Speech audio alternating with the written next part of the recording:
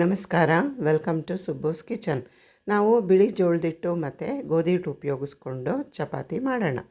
ಮೊದಲಿಗೆ 1 ಲೋಟ ನೀರನ್ನು ಚೆನ್ನಾಗಿ ಕುದಿಸ್ಕೊಂಡು ಆ 1 ಲೋಟ ನೀರಿಗೆ 1 ಲೋಟ ಬಿಳಿ ಜೋಳದ ಹಿಟ್ಟು, 1 ಲೋಟ ಗೋಧಿ ಹಿಟ್ಟು ಹಾಕಿ ಉಪ್ಪು ಹಾಕಿ ಮಿಕ್ಸ್ ಮಾಡಿ ಈ ಹದಕ್ಕೆ ಚೆನ್ನಾಗಿ ಕಲಿಸ್ಕೊಂಡು ಚೆನ್ನಾಗಿ ಹಿಟ್ಟನ್ನು ನಾದ್ಕೊಂಡು ಒಂದು ಅರ್ಧ ಗಂಟೆ ನೆನೆಯೋಕೆ ಇಟ್ಬಿಟ್ಟು ಆಮೇಲೆ ಸಣ್ಣ ಸಣ್ಣ ನಿಂಬೆಹಣ್ಣು ಗಾತ್ರದ ಉಂಡೆ ಮಾಡಿಕೊಂಡು ಚಪಾತಿ ಹಿಟ್ಟು ಥರ ಒತ್ತಿಟ್ಟು ಬಳಸ್ಕೊಂಡು ಎಷ್ಟು ಸಾಧ್ಯನೋ ಅಷ್ಟು ತೆಳುವಾಗಿ ಲಟ್ಟಿಸ್ಕೊಳ್ಳೋಣ.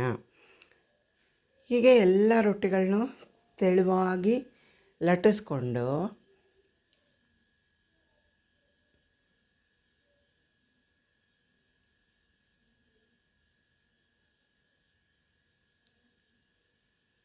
ಲಟ್ಟಿಸ್ಕೊಂಡಾದಮೇಲೆ ಒಂದು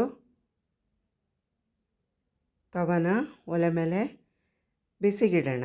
ಅದು ಬಿಸಿ ಆಗೋ ಅಷ್ಟರಲ್ಲಿ ನಾವು ಇದನ್ನು ಚಪಾತಿ ಅಂತಾದರೂ ಕರಿಬೋದು, ಬಿಳಿ ಜೋಳದ ಹಿಟ್ಟಿನ ರೊಟ್ಟಿ ಅಂತಾದ್ರೂ ನಾವು ಕಳಿಬೋದು. ಇಷ್ಟು ತೆಳುವಾಗಿ ಲಟ್ಟಿಸ್ಕೊಂಡು ರೆಡಿ ಇಟ್ಕೊಂಡು ತವ ಬಿಸಿಯಾಗಿರುತ್ತೆ.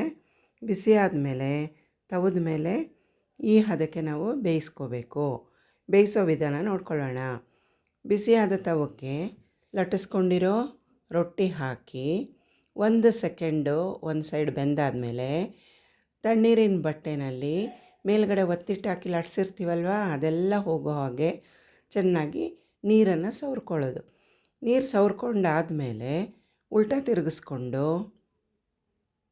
ಅಲ್ಲಿರೋ ಮೇಲೆ ಒತ್ತಿಟ್ಟು ಮೆತ್ಕೊಂಡಿರುತ್ತಲ್ಲ ಅದನ್ನೆಲ್ಲ ಒದ್ದೆ ಬಟ್ಟೆನಲ್ಲಿ ಸವರಿ ಎಣ್ಣೆನೇ ಹಾಕ್ದಿರ ಸಾಫ್ಟಾಗಿ ನಾವು ರೊಟ್ಟಿನ ಬೇಯಿಸ್ಕೊಳ್ಳೋದು. ಇದೇ ರೀತಿ ಎಲ್ಲ ರೊಟ್ಟಿಗಳನ್ನೂ ಬೇಯಿಸ್ಕೊಂಡು ನಾವು ಖಾರವಾಗಿರೋ ಪಲ್ಯ, ಸಾಗು ಅಥವಾ ಮೊಸರು, ಚಟ್ನಿ ಪುಡಿ ಇದನ್ನೆಲ್ಲ ಹಾಕ್ಕೊಂಡು ತಿಂದರೆ ತುಂಬ ರುಚಿಯಾಗಿರುತ್ತೆ.